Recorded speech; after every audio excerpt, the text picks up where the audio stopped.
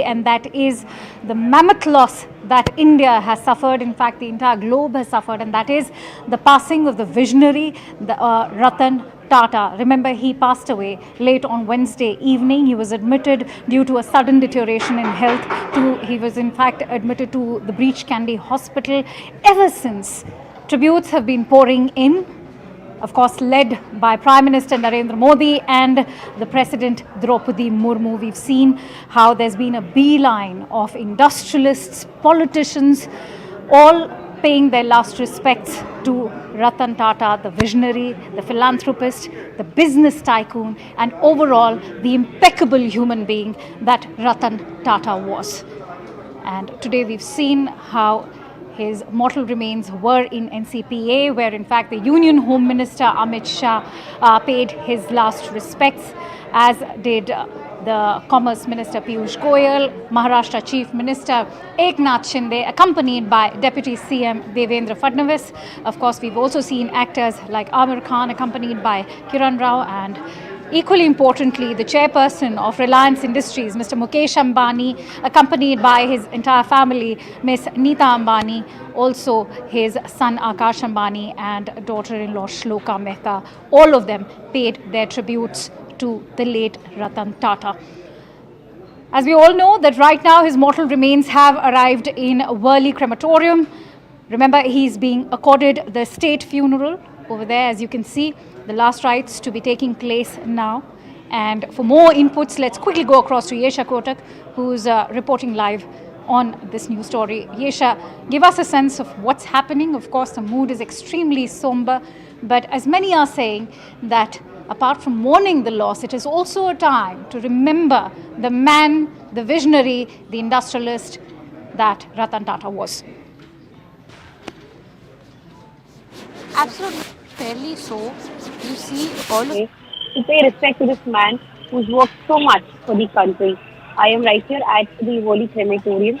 In fact, on both sides, on both sides, you can see this convoy of the CM, the Deputy Chief Minister, and the Home Minister Amit Shah, which is inside. In fact, there are several other people who've also gathered to pay tributes to Ratan Tata.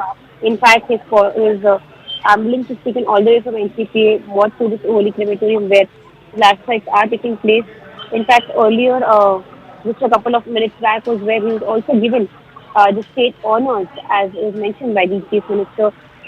But also, like we saw at Marine Drive, there were people who gathered on both sides of the road to pay respect to him.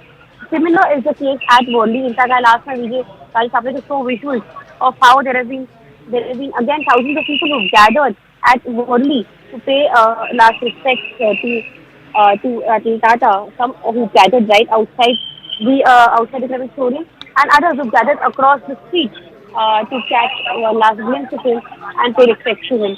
So yes, we see that there are several people who whose lives Ratan Tata has touched, and which is where all of these people have gathered to pay respect to them. Here, in fact, we see even now there are several ministers who are working in to ensure that they pay their respect to Ratan Tata. And here there's definitely show there someone is also making his way inside the Worli Crematorium. Absolutely, and to factor in the popularity and the kind of magnanimity that accompanies the name Ratan Naval Tata is very crucial, in fact, and that's why I want to ask you.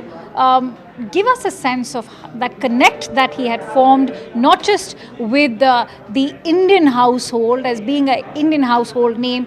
He also sort of bridged that gap between tradition and modernity by taking the Indian conglomerate like Tata to international shores. We've seen the kind of acquisitions that he sort of facilitated for India, making India, not just Tata, a global brand. Absolutely. In fact, when you speak of the initiatives that he took forth, be it Starbucks, be it the Land Rover, Jaguar, all of these have been crucial and important projects that helped the Indian economy grow. Something that took India towards a step of modernization. In fact, Of course, we've seen that while around 1990s was where 1991 was where Ratan Tata took over as the chairperson of the Tata Sons.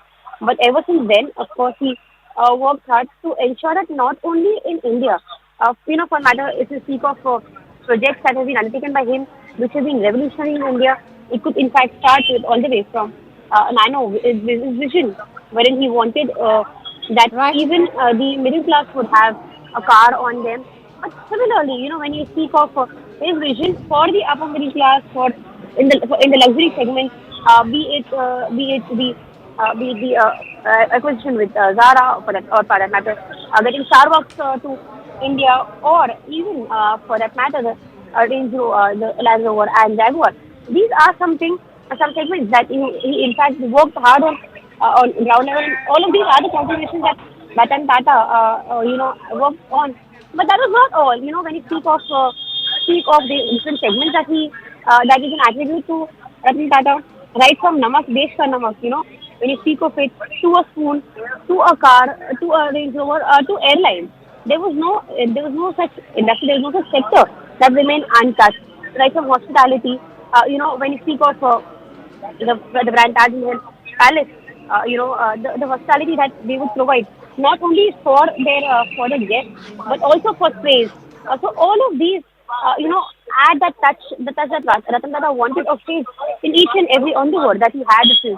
So, when you speak of these different initiatives that were undertaken under Ratan Tata, they continue even today. And when we see and Chandrasekhar, the current chairperson of Tata Sons, speak about this, saying that these are initiatives that Ratan Tata had taken, and the industry would want Right. to continue it the same way Right. that Ratan Tata wanted it to always. Yes. Absolutely. It is the legacy that Ratan Tata has left behind, which perhaps will live on, and he will live on in our hearts and with that legacy forward.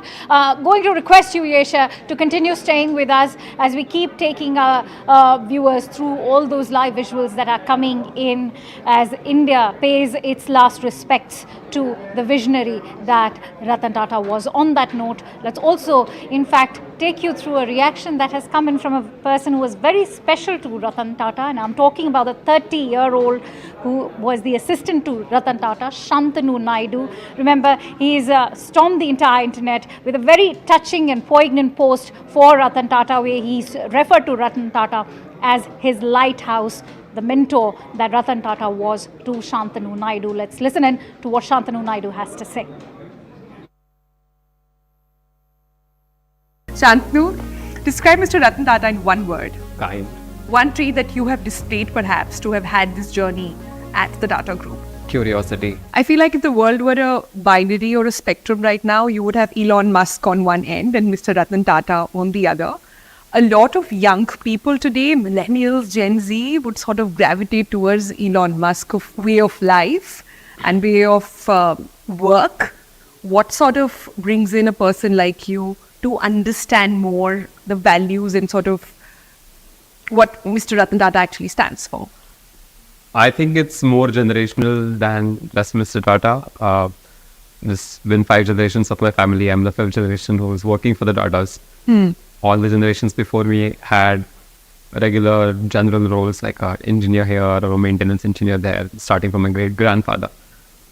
So to see all the values planted in an individual won't be the right way to look at it, especially when it comes to the Tata Group. I think it has been a legacy that's been handed down so much, and my family, having been exposed to that over generations, has sort of allowed us to appreciate and respect that more, or have that as a central value system for our family as well. So I think that overlapping legacy, where we have always respected and revered the Tatas through not 1 or 2 but 5 generations, puts it in a different perspective for us of who we would like to. Because a lot of younger folks today would give an arm and a leg to be in the position you are in, to be at in midst of this vast pool of not just resources but also knowledge and wisdom. If you were to talk to me about a couple of traits that led you to this position, which ones would those be? I think if it all started with the story of motorpoles, it was one was technical and one was emotional. The technical one, which I love to tell people, is that a lot of people say, you ended up where you ended up because you were in the right place at the right time. And I say, yes, absolutely. That's the absolute correct answer, which means that you just need to put yourself in as many situations as possible for you to strike the right one. We have Narayan Murthy's 72-hour work in a week compared to one that was mentioned in your book as well. Where you said that one of the times that you were really held up by Mr. Tata was for actually making calls late in the night. Right. So where does that fit in? I think there cannot be a singular answer because company cultures, entrepreneurship cultures, individual cultures dictate the life of an employee. So for someone to say you should work for these many hours or you shouldn't, and then applying as a blanket rule across companies that have different cultures would not be right. So at the risk of sounding diplomatic, it really comes down to each company and its own culture. If you asked my personal preference, of course, there should be a balance. But if you asked if I myself have balance, no, I personally like to fill in my life with a lot of things. At the same time, I do not like to transfer that on to juniors or people younger to me or in the startup, because I want to give them the right idea of knowing that a job is what you do and it's not who you are.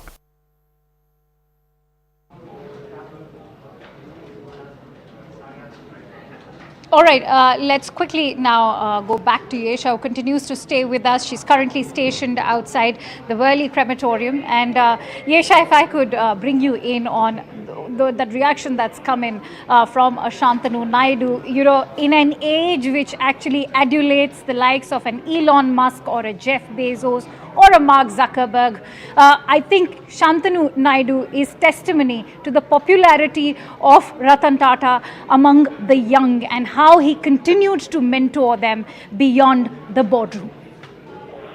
Absolutely. In fact, the whole story about Shantanu Naidu and Ratan Tata's friendship is something that we saw take over the social media, in fact, largely.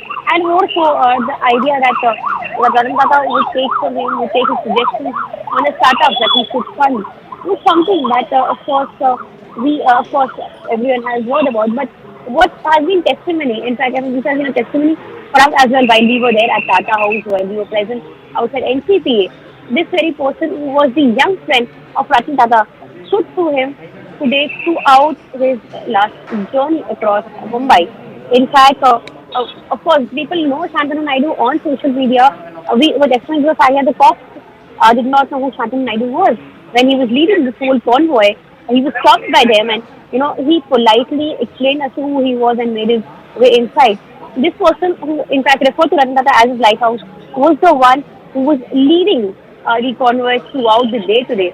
As a person who was with Ratan Tata throughout, in fact, there have been several instances where we've seen him share glimpses of Ratan Tata's life, of a simple life that Ratan Tata would live, right from celebrating Ratan Tata's birthday with him in a very simple way to leading today. In fact, visuals of Shantanu Naidu have also gone viral today, where we've seen him leading as a pilot the entire convoy since morning, be it for that matter outside the Tata House, or for that matter after that all the way from NCPA. So all of these instances are something that define the kind of bond, the camaraderie that both of them had.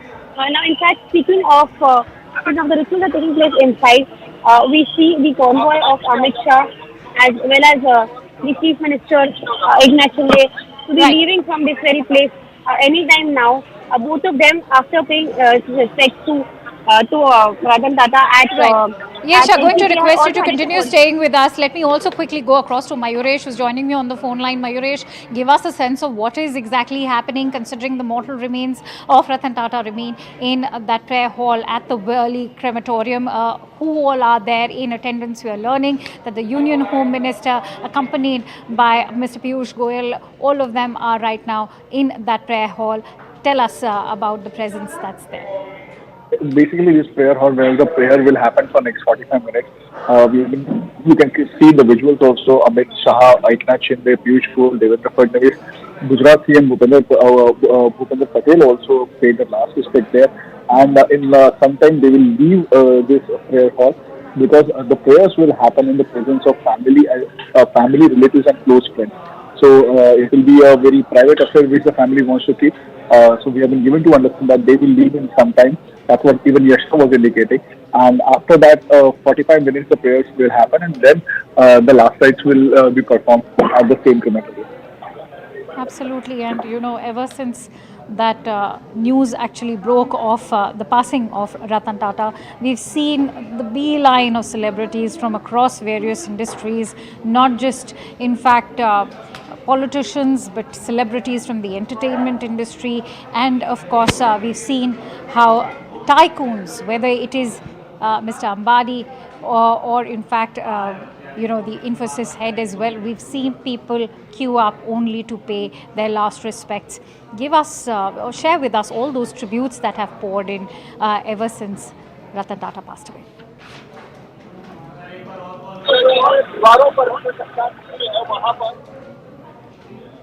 Mayuresh, can you hear me? All right, let me quickly go back to Yesha. In fact, Yesha, if you could share with us some very important tributes that have come in condoling the death of Ratan Tata. We've seen, in fact, even Prime Minister and President Draupadi Murmu take to the social media to share this sense of loss that they are experiencing.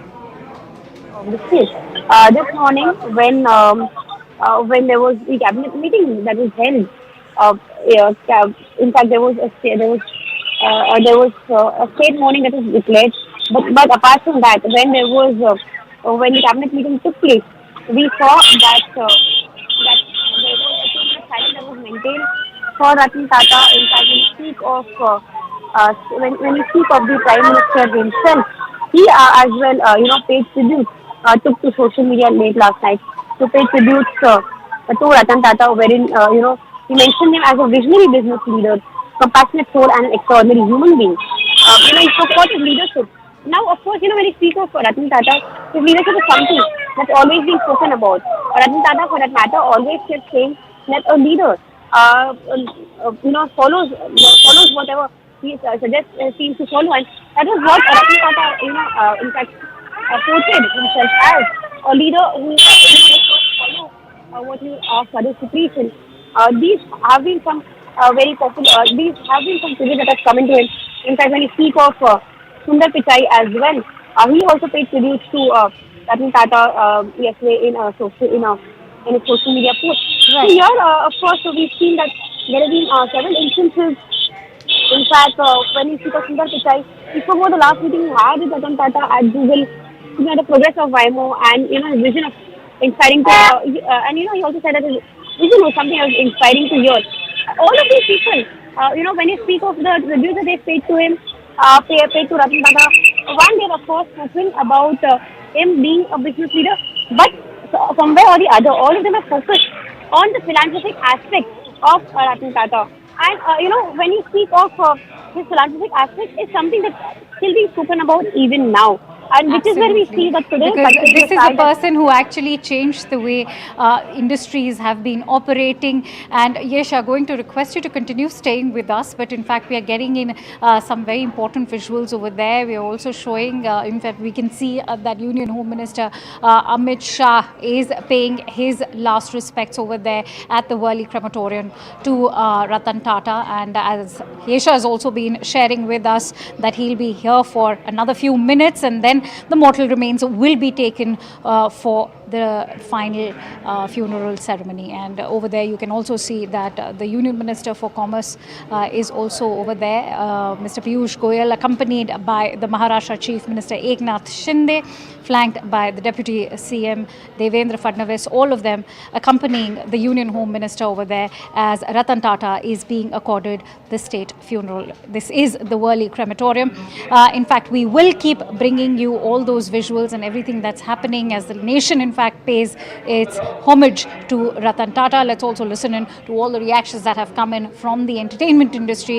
Remember, we've seen earlier during the day Amir Khan and his wife and filmmaker Kiran Rao also arrived to pay their homage to Ratan Tata. Let's listen in to all those celebrity reactions that have come in. कुछ लोग आप उनको हमेशा मिलते नहीं हैं, but उनका एहसास देश के इंफ्रास्ट्रक्चर में नज़र आता है, देश के चैरिटी इंस्टीट्यूशन में नज़र आता है, देश के आबो हवा में नज़र आता है, अच्छाई में नज़र आता है. तो आज मैं कहूँगा कि देश ने अपना एक रत्न खो दिया है और उनका नाम था रतन टाटा. ये वैसे टाटा हैं जिनको कभी टाटा करने का दिल नहीं करेगा, बट उनकी लेगेसी अच्छाई की, गुडनेस की, चैरिटी की, प्रिंसिपल्स की, ऑथेंटिसिटी की, आई थिंक हमारे लिए एक प्रेरणात्मक स्रोत रहेगी. और उनका नाम हमेशा भारत में नहीं बल्कि पूरे विश्व में रोशन रहेगा, because he is a symbol of goodness. देश के लिए बहुत बड़ा नुकसान है, not just for corporate India, but for the country as a whole. I think the impact of his work is quite unparalleled, and I think we should remember him through the richness of his work. हम कई बार मिलते थे सालों पहले, और हमें बहुत ज़्यादा सोबर थे, फ्रूगल थे, और देश के हित में सोचते थे.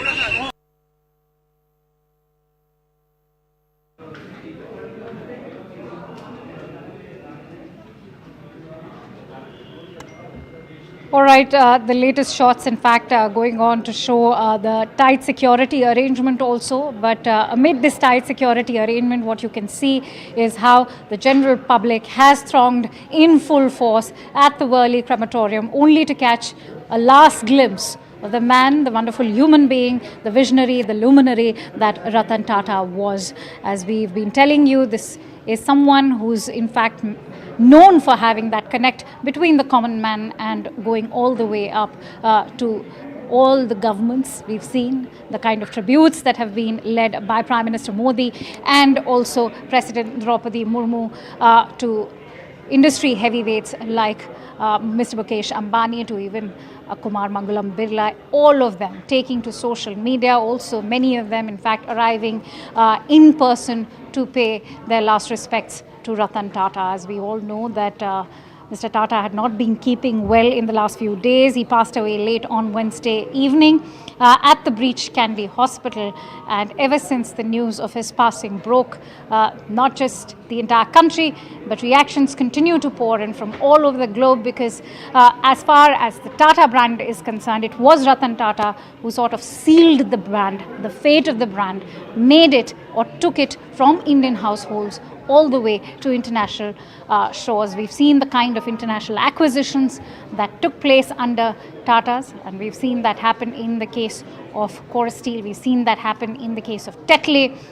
Most importantly and well known is is in fact the name of the Land Rover Jaguar acquisition that was facilitated by Ratan Tata. Even though he's known as the emeritus chairperson of the Tata Group, the fact that Tata as a brand grew so much during the liberalization period in the 90s, he created a name also because of the kind of ethical practices that he brought, also the kind of change that he ushered in as far as capitalism is concerned, making it a more generous form of capitalism. Let's quickly go back to Yesha, who continues to stay with us.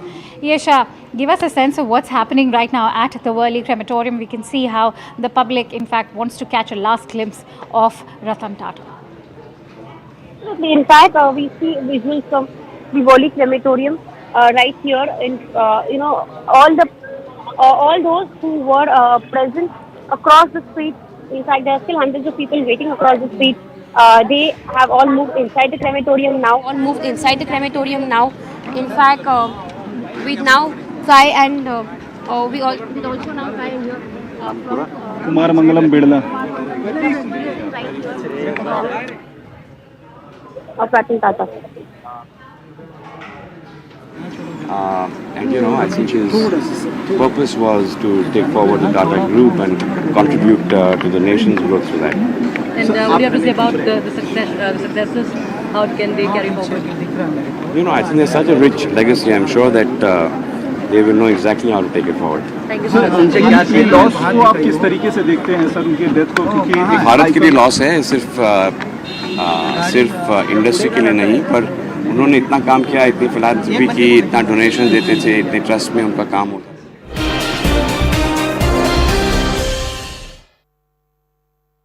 Lights!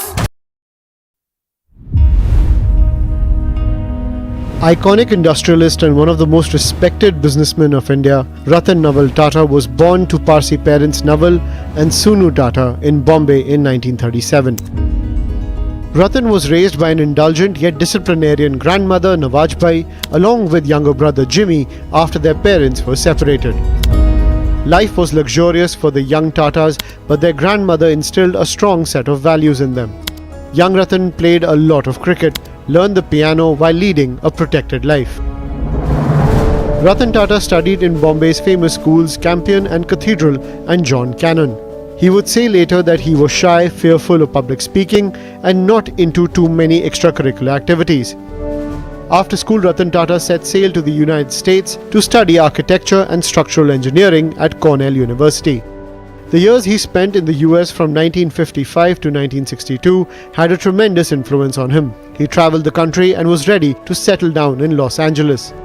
But his love affair with America broke as Lady Nawajbai's health deteriorated and he was forced to return to a life he thought he had left behind. In India, he had a job offer from IBM, but J.R.D. Tata wouldn't allow him to join there and asked for his resume. That's how Ratan Tata joined Tata Industries in 1962 as an assistant and spent 6 months at Telco and Tisco plants in Jamshedpur. In 1965, he was appointed technical officer in Tisco's engineering division, and in 1969, he worked as the Tata Group's resident representative in Australia. In 1965, he was appointed technical officer in Tisco's engineering division, and in 1969, he worked as the Tata Group's resident representative in Australia. He returned to India in 1970 to join Tata Consultancy Services for a short stint. His first big job was with Nelco, where he was made director in charge in 1971. In 1974, he joined the board of Tata Sons as a director and rose to become chairman of Tata Industries in 1981. In 1991, as the Indian economy was on the threshold of liberalization, Ratan Tata took over from J.R.D. Tata as chairman of Tata Sons to run the group founded by his great-grandfather more than 100 years ago. He soon started restructuring the Tata Group. The group not only achieved spectacular growth, but it was under his leadership that the Tata Group saw a series of high-profile acquisitions like Tetley, Chorus and Jaguar Land Rover. The billionaire's empire extended from salt to the world's second-largest tea business to giants in steel, software and hotels. A car enthusiast himself, in 2008, Ratan Tata launched the Tata Nano, his dream project of small but super cheap cars for millions of Indians. It came to be known as the people's car due to its affordable pricing. The project hit a roadblock in Singur and had to shift to Gujarat. In December 2012, he stepped down as chairman of Tata Sons after 50 years with the Tata Group and was appointed chairman emeritus of Tata Sons. A big backer of education and healthcare, Ratan Tata generously funded many philanthropic projects, prominent research institutes and cancer hospitals. After his retirement, not one to sit still, he quietly helped young and bright minds by investing millions in their startups. Ratan Tata's unconditional love for dogs is well known, and he built a pet hospital in Mumbai. He is once said to have missed an invitation from Prince Charles because one of his pet dogs was ill. Even stray dogs were reportedly given free entry at the iconic Taj Mahal Hotel. Ratan Tata was awarded the Padma Vibhushan in 2008. Gentleman to a fault, with his passing, India has lost one of its shining jewels that glittered for many decades and enriched millions of lives. It's truly the end of an era.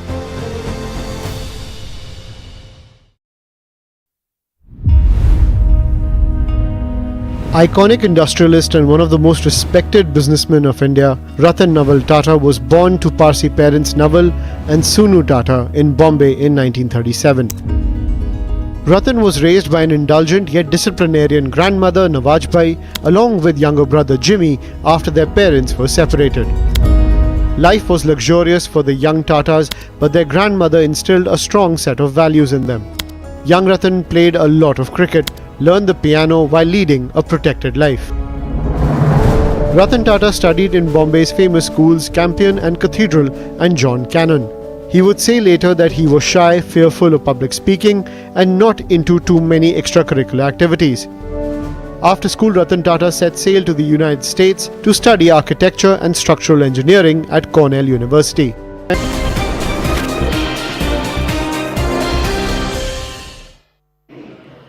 Welcome back. We're bringing you live visuals coming in from the Worli Crematorium where Ratan Tata's last rites are being performed with full state honors.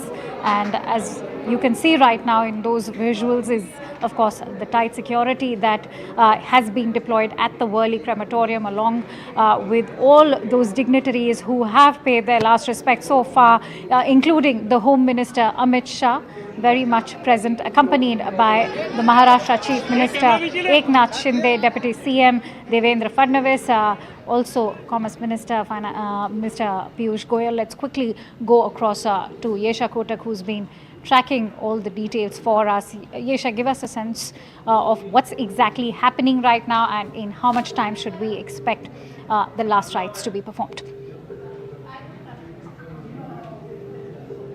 Being performed inside for Ratan Tata, following which the last rites would take place. We have Justice Minister Uday Samant with us. Sir, आप भी अंदर गए थे. रतन टाटा का जो एक loss है वो पूरे महाराष्ट्र नहीं पूरे भारत के लिए है. आई थिंक 10 मिनट आपकी कई बार बातचीत हुई रहेगी उनसे. सर, एक क्या सेंस है, क्या लॉस हुआ है इंडिया को? मैं उनके नज़दीक 2 साल पहले गया, लेकिन मैं इंडस्ट्री मिनिस्टर करके मोबाइल नीचे लेना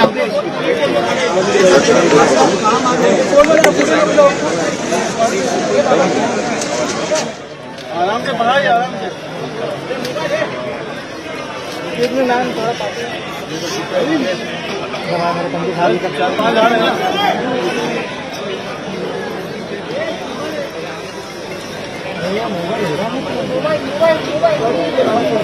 मैडम थोड़ा पार्टी है ना, बोलिए ना, बोलिए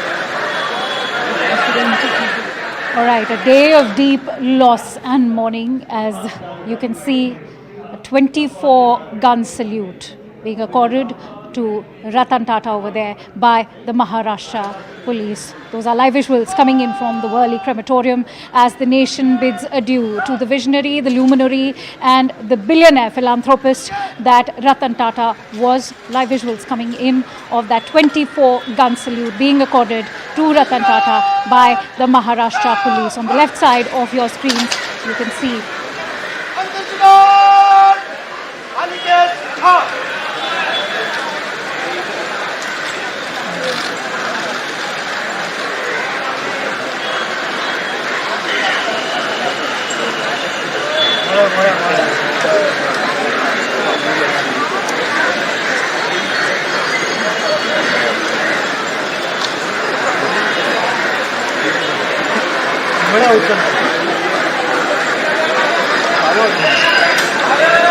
the state funeral now reaching its point of completion over there, and soon after this 24-gun salute that was accorded by the Maharashtra police, we know that the mortal remains of the late Ratan Tata will now be moved.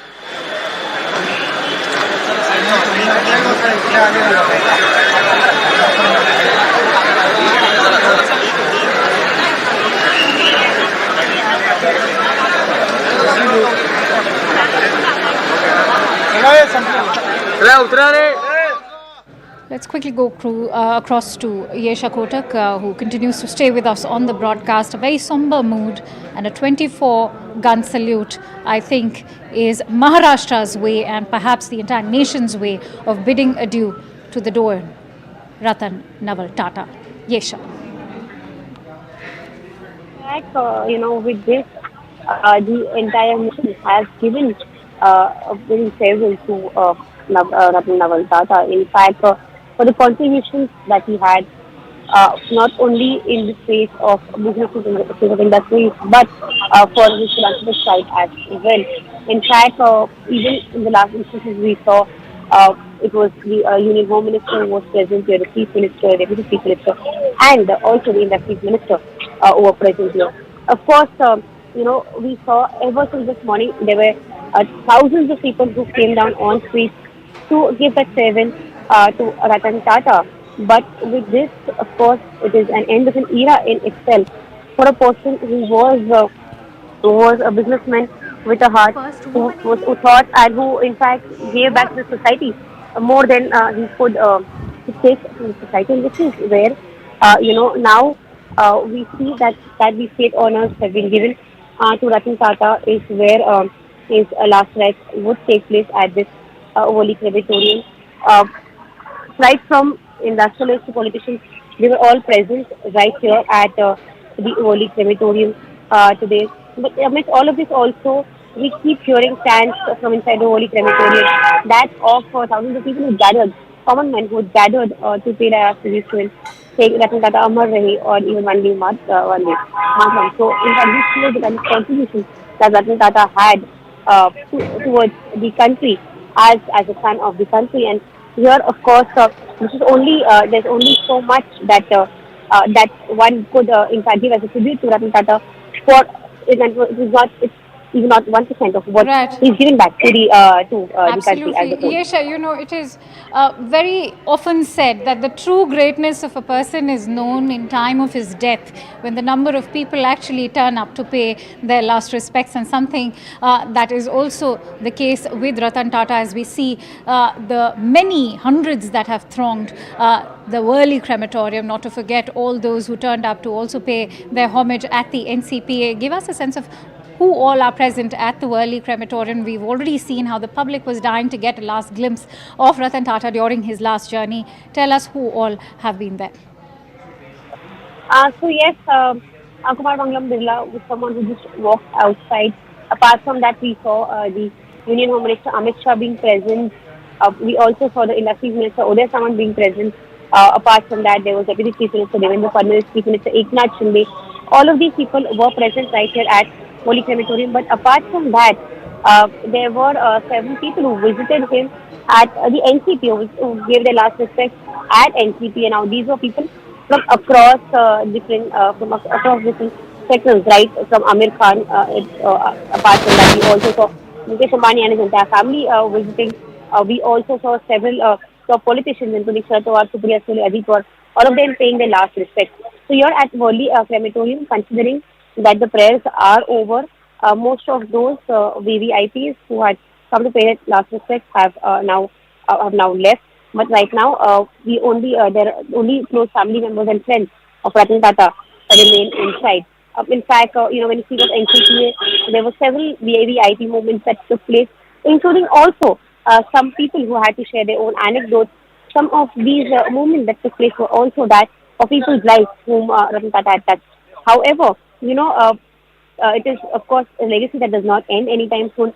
Right outside this Worli crematorium as well, we keep seeing, there are various posters that have been put up for Ratan Tata, paying last respect to him. In fact, I asked my DJ to show you visuals of these posters that have been put out, paying tribute to Ratan Tata across the entire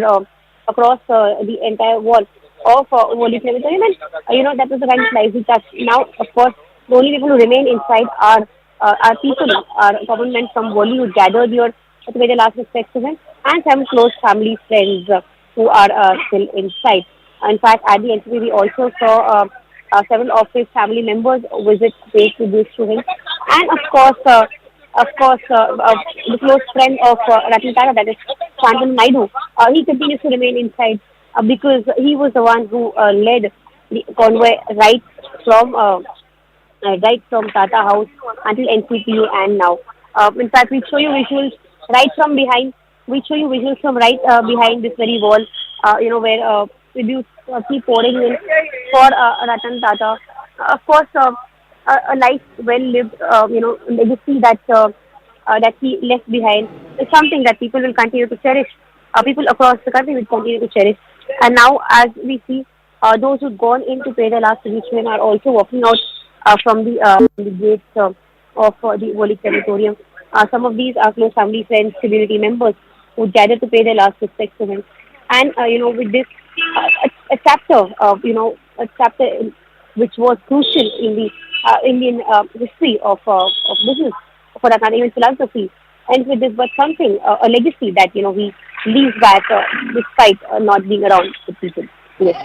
And he was somebody who was also known for his bold bets. We've seen how he's taken brand India to an international level. But having said that, how also he became a household name. What perhaps it may have taken for a name like Ratan Tata, that too at the time when India was at its peak of liberalization, to take that call of make the kind of capitalism that he believed in should be one that should be made of ethical practices, one that is more generous and not the kind of ruthless capitalism that we see being promoted by industrialists nowadays.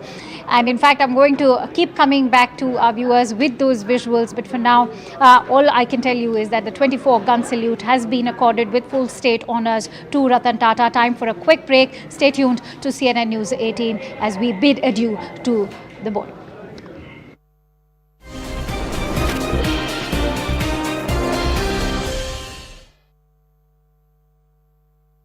Lights!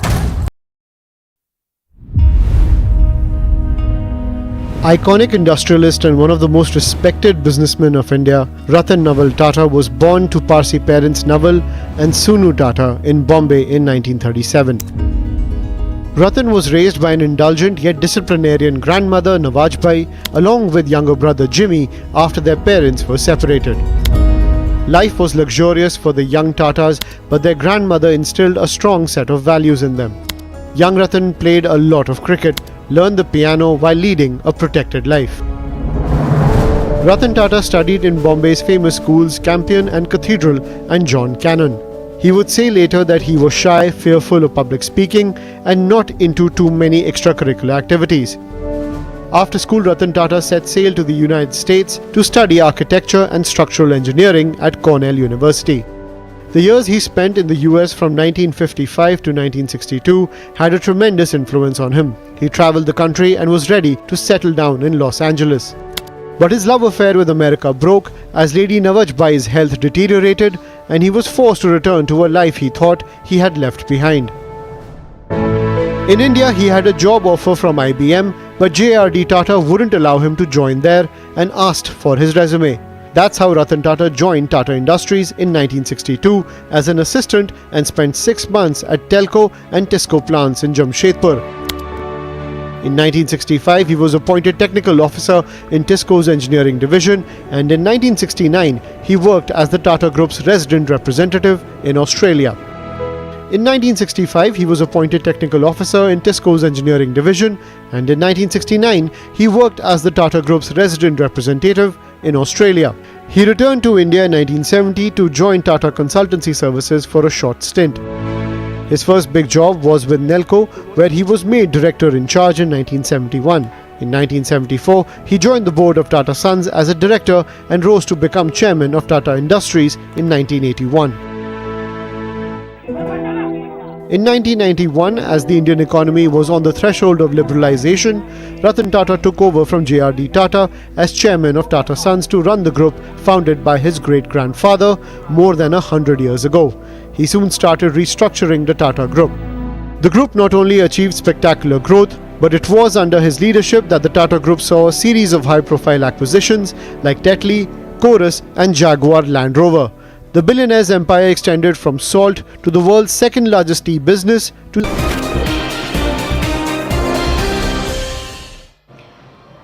Welcome back. All right, to give you the latest on Ratan Tata's last rites being performed, we know that the full state honours have now been accorded to Ratan Tata, and in fact, as we speak, I'm also joined in by Captain Zoya Agarwal, who is a commercial Indian aviator. Thank you, Captain Agarwal, for joining in. I read your post on X, in fact, and I'd like you to tell us what is that special moment that you talk about which has been permanently etched in your memory.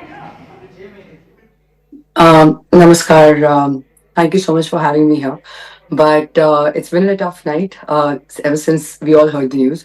I think in many ways, sometimes you don't have relationships which link to you by blood, but sometimes you have relationships and you get inspired by people in more ways than one, where they touch your lives in so many ways that they actually just become like your family members. So ever since last night, ever since I've heard the news, I felt like I lost one of my family members, and I wouldn't be wrong to say the entire nation or entire world feels the same.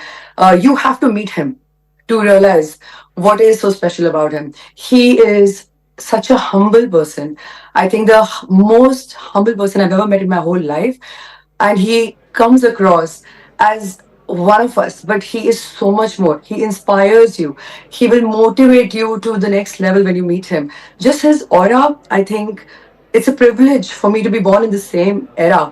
And I feel incredibly blessed and honored to meet someone as legendary as him.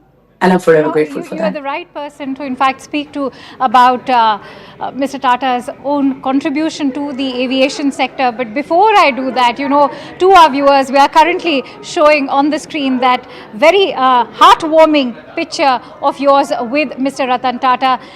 Tell us and share with us that moment which you've managed to capture with Mr. Ratan Tata and what exactly happened, because we can see he's being so humble and he's standing behind you over there. Do share with us that anecdote.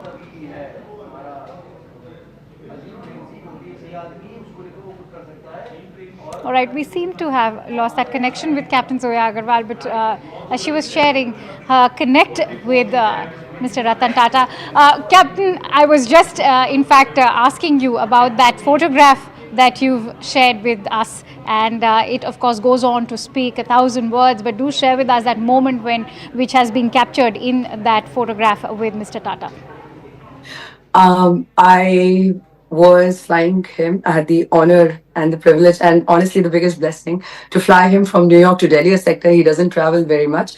And when that happened, I obviously was in my fangirl zone, and I went and spoke to him. We spoke about business, the strategies, and aviation. It was a wholesome discussion, and I'm very passionate about business and aviation myself, and he's passionate about so many different paradigms. And towards the end, when I requested him for a picture, and I was getting up from my captain's seat, and he was like, "No, please do not get up. This is your throne, Captain. You have earned it. So don't get up from there, Zoya. I will come behind you." I did not know how to react. I mean, that's the person who we feel is the most successful person in probably daily day-to-day lives. What he's done, the kind of impact he's created, not just on the businesses but the humanitarian side. He has left an impact on every single one of us and touched our lives in one way or another. A person like that who says something so incredible, I was so inspired by him that I later on discussed with him, and I decided to do my MBA. After this discussion, I'm like, he's a pilot, he's into all these things. I wanted to be like him, and we have very similar philanthropical mindset. And I was so inspired by what he was doing, and that just moment told me that leadership is not about you. Leadership is not about you leading. Leadership is about the people who you lead, how well you uplift them, how well you make them progress under your leadership, and how the whole organization and the country and the world comes up under you. Absolutely, and going by everything that you're saying, which is so perfectly believable, that is what is the differentiating factor that makes Ratan Tata today the case study in ethical business practices. His humility and his magnanimity is what is the legacy that he leaves behind from all that he's given to this entire nation and the world. Many thanks to you, Captain Agarwal, for joining in On Nation at 5 here at CNN News 18. And with that, it's time to slip into a quick break. We'll be back with the latest. Stay tuned.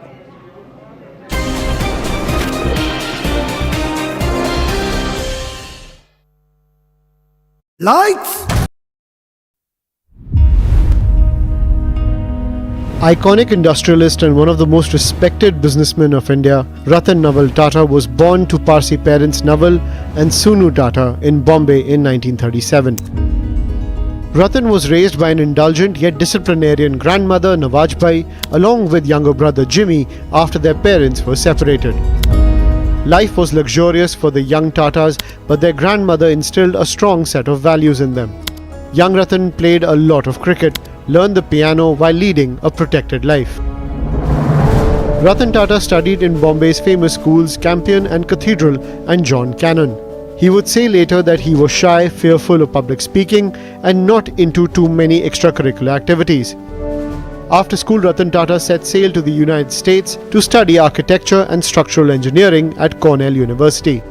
The years he spent in the US from 1955 to 1962 had a tremendous influence on him. He traveled the country and was ready to settle down in Los Angeles. But his love affair with America broke as Lady Nawajbai's health deteriorated and he was forced to return to a life he thought he had left behind. In India, he had a job offer from IBM, but JRD Tata wouldn't allow him to join there and asked for his resume. That's how Ratan Tata joined Tata Industries in 1962 as an assistant and spent 6 months at Telco and Tisco plants in Jamshedpur. In 1965, he was appointed technical officer in Tisco's engineering division, and in 1969, he worked as the Tata Group's resident representative in Australia. In 1965, he was appointed technical officer in Tisco's engineering division, and in 1969, he worked as the Tata Group's resident representative in Australia. He returned to India in 1970 to join Tata Consultancy Services for a short stint. His first big job was with Nelco, where he was made director in charge in 1971. In 1974, he joined the board of Tata Sons as a director and rose to become chairman of Tata Industries in 1981. In 1991, as the Indian economy was on the threshold of liberalization, Ratan Tata took over from J.R.D. Tata as chairman of Tata Sons to run the group founded by his great-grandfather more than 100 years ago. He soon started restructuring the Tata Group. The group not only achieved spectacular growth, but it was under his leadership that the Tata Group saw a series of high-profile acquisitions like Tetley, Chorus and Jaguar Land Rover. The billionaire's empire extended from salt to the world's second-largest tea business to giants in steel, software and hotels. A car enthusiast himself, in 2008, Ratan Tata launched the Tata Nano, his dream project of small but super cheap cars for millions of Indians. It came to be known as the people's car due to its affordable pricing. The project hit a roadblock in Singur and had to shift to Gujarat. In December 2012, he stepped down as chairman of Tata Sons after 50 years with the Tata Group and was appointed chairman emeritus of Tata Sons. A big backer of education and healthcare, Ratan Tata generously funded many philanthropic projects.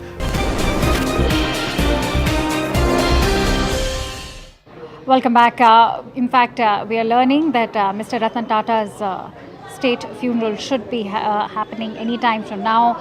We, in fact, have seen how he has been accorded the full state honors. And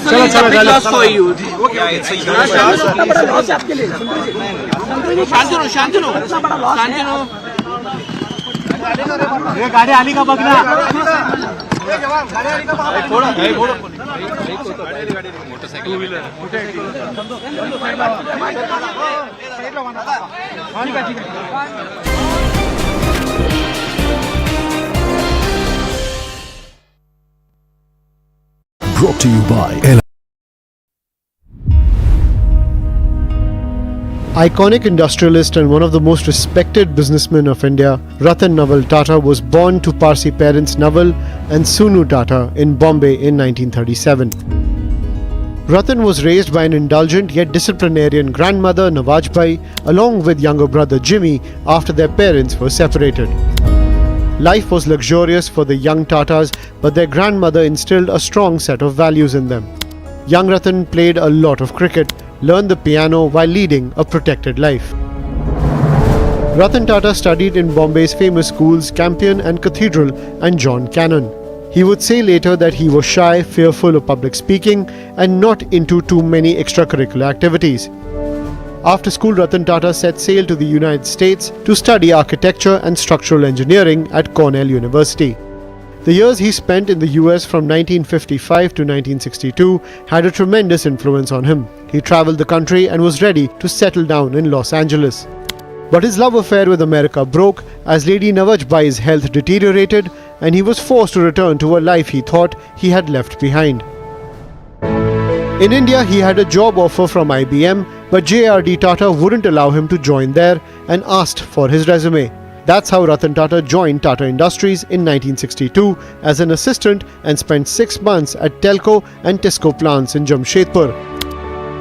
In 1965, he was appointed technical officer in Tisco's engineering division, and in 1969, he worked as the Tata Group's resident representative in Australia.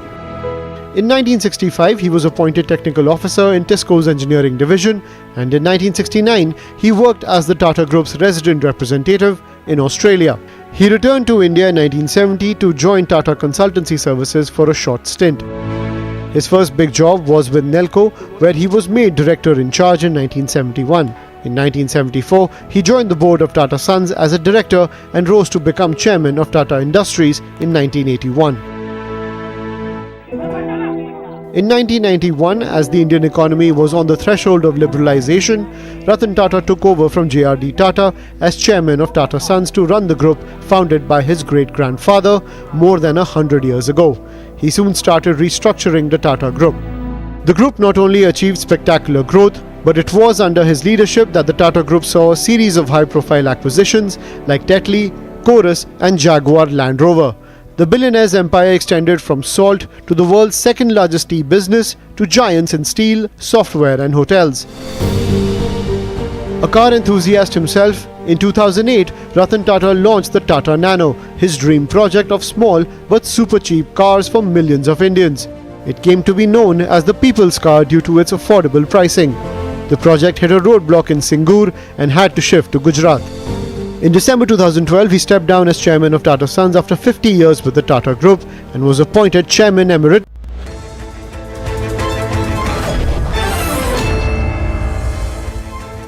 Good evening, you're watching Plain Speak with me, Poonam Burde. There's a fresh confrontation brewing between the Aam Aadmi Party, the Delhi government and the central government. Last evening, belongings of Delhi Chief Minister Atashi were removed from the residence by officials of the Public Works Department 2 days after she had moved into the civil lines bungalow. A cycle rickshaw, a mini truck was seen leaving the Chief Minister's residence last evening with a cupboard, some cardboard boxes and some of her belongings. The house was then promptly sealed. Calling the move unprecedented, the Chief Minister's office said that for the first time in the history of this country, a Chief Minister had been asked to vacate her home. They accused the Lieutenant Governor of Delhi of forcibly removing Chief Minister's belongings at the behest of the BJP. The Public Works Department officials, however, said that while Atashi was in possession of the keys to the bungalow, she did not have an official allotment letter. Now, claims and counterclaims flew thick and fast between the AAP opposition parties, majorly the BJP, and the office of the Lieutenant Governor. Delhi Urban Development Minister Saurabh Bharadwaj alleged that this move to evict Atashi reeked of conspiracy. He also asked if an inventory of the Raj Nivas, the Raj Bhavan, was done by PWD before the new LG moved in 2022.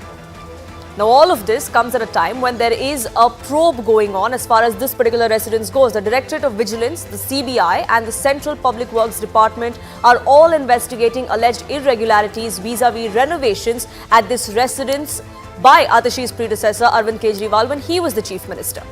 But let me get you a sense of how this entire tussle played out. Now, in June 2014 is when Arvind Kejriwal came to power. He shifted to the 4B Flagstaff Road residence. He vacated that home that was allotted to him after he resigned. In March the following year, in 2015, Kejriwal then made 6B Flagstaff Road his home, his official residence, or the Chief Minister's official residence. In 2023, which was last year, renovations were made at the Chief Minister's residence. There was a massive controversy over where that money came from, where that money was being spent, and what really was the Chief Minister hiding. The Vigilance Department then flagged 52.7 crore rupees spent on that particular renovation of the house. An inquiry was initiated by the CBI as well. This year, in October, Arvind Kejriwal handed over the house to Atashi, the new Chief Minister. Remember, she took over as the Chief Minister of Delhi in September this year. Now, Atashi's belongings have been removed from the Chief Minister's residence. There's a show-cause notice that has been sent to several officials, including those on staff of the Chief Minister as well. Now, former Delhi Chief Minister Arvind Kejriwal vacated that residence and moved to Firozshah Road on the 4th of October. The same day, Atashi's office had written to the PWD to allot her that residence, but PWD says that they haven't responded to her request. Here are the charges and counter-charges from the Aam Aadmi Party government and the PWD. The PWD has been saying that this is illegal use of a bungalow by the Chief Minister, which is why they had sealed it and removed her belongings. To which the Aam Aadmi Party says that this is nothing but targeting of a woman Chief Minister who's been democratically elected by 62 MLAs in the Union Territory of Delhi. The PWD then alleged that former Chief Minister has been asked to submit her keys, but that was not done yet, which is why this action was taken. To which Aam Aadmi Party leaders came out and said that they had a confirmation, a letter from the General Administration Department which said that there were no dues pending from Arvind Kejriwal, who was her predecessor, which is why there's no reason why she shouldn't have moved in. The Public Works Department then said that this home cannot be handed directly to the new CM, that the allotment rights are only with the PWD. To which the Aam Aadmi Party said that this is nothing but BJP trying to capture the Chief Minister's residence using the LG's office, a charge they've made many a times in the past. Another allegation that came to the fore from the PWD of why they took this action was that, like I said, the right to allot a residence is only with the PWD, and one Chief Minister cannot unilaterally decide to give the residence to another Chief Minister. The Aam Aadmi Party said that the PWD was defying protocol to withhold